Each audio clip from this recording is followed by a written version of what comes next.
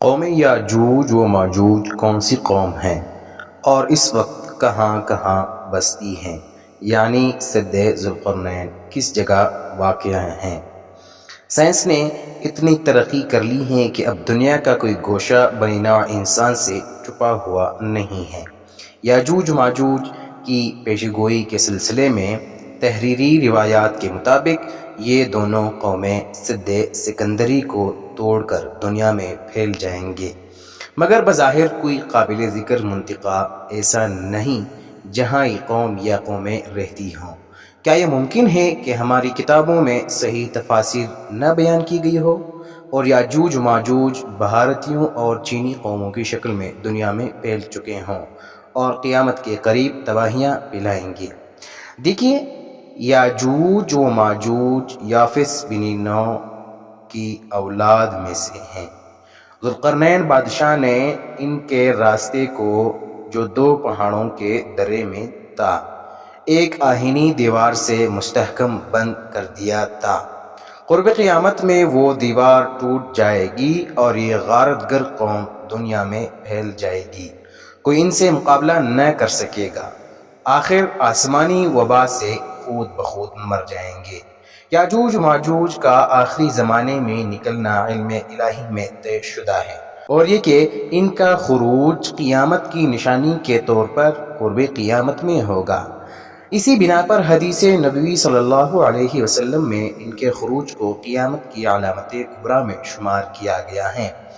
اور بہت سی احادیث میں ارشاد فرمایا گیا ہے کہ ان کا خروج سیدنا عیسیٰ علیہ السلام کے زمانے میں ہوگا۔ قرآن و حدیث کی تصریحات سے یہ بات ثابت ہے کہ یاجوج ماجوج کا وجود ہے، اور جب اللہ کے علم میں طے شدہ وقت پورا ہو جائے گا تو اللہ کے حکم سے زمین پر نکلیں گے۔ چونکہ ان کا جغرافیائی محل وقوع یعنی سد ذوالقرنین کس جگہ واقع ہے، اور قوم یاجوج و ماجوج کون سی قوم ہے اور اس وقت کہاں کہاں بستی ہیں، اس پر شریعت کے احکام کا مدار نہیں اس پر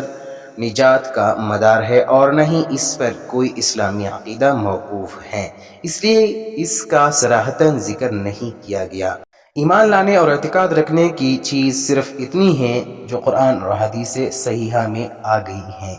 باقی یہ دعویٰ کہ سائنس کی ترقی کی وجہ سے اب دنیا کا کوئی چپا چپا نہیں بچا، یہ دعویٰ غلط اور بے دلیل ہے۔ جس دیوار کی اور جس قوم کی حق تعالیٰ نے خبر دی ہے وہ صحیح اور درست ہے، اور اس پر ایمان لانا واجب ہے اور اس کی تصدیق فرض ہے، مگر ہم کو اس دیوار کا موقع اور محل معلوم نہیں۔ بلا شبہ عقلاً یہ ممکن ہے کہ ہمارے اور ان کے درمیان میں بڑے بڑے سمندر اور بڑے بڑے پہاڑ حائل ہو،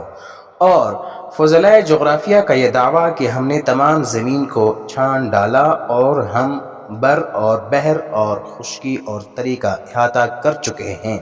اور اب کوئی جگہ ہم سے بچی ہوئی نہیں رہی، سو یہ محض دعویٰ ہے۔ ساری زمین کو چھان مارنا اور دیکھ ڈالنا تو بڑی بات ہے،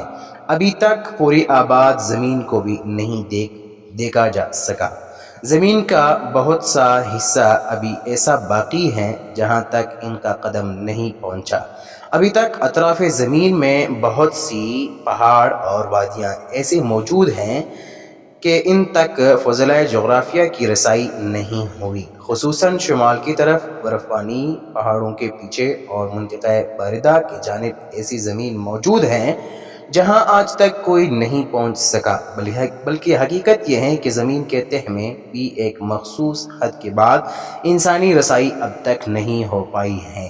ان سب باتوں سے قطع نظر قدرت خداوندی کے پیش نظر یہ بھی ممکن ہے کہ کسی منتہی خطہ ارض میں انسانوں کی فضائی یا زمینی رسائی کے باوجود اللہ تبارک و تعالیٰ قوم یاجوج و ماجوج کو انسانی نگاہوں اور دست رس سے پوشیدہ رکھیں اور ہمیں ان سے مخفی رکھیں۔ جنات ہمارے درمیان رہتے ہیں اور بعض اوقات ان کی غذا ظاہری اور محسوس اشیاء بھی ہوتی ہیں، لیکن اس کے باوجود قدرت خداوندی سے وہ ہمیں نظر نہیں آتے، اس لیے کسی چیز کا نظر نہ آنا معدوم ہونے کی دلیل نہیں بن سکتا۔ نگاہوں سے دکھوانا اور نگاہوں کے درمیان پردے ڈال دینا خداوند تعالیٰ کے لیے دونوں برابر ہیں۔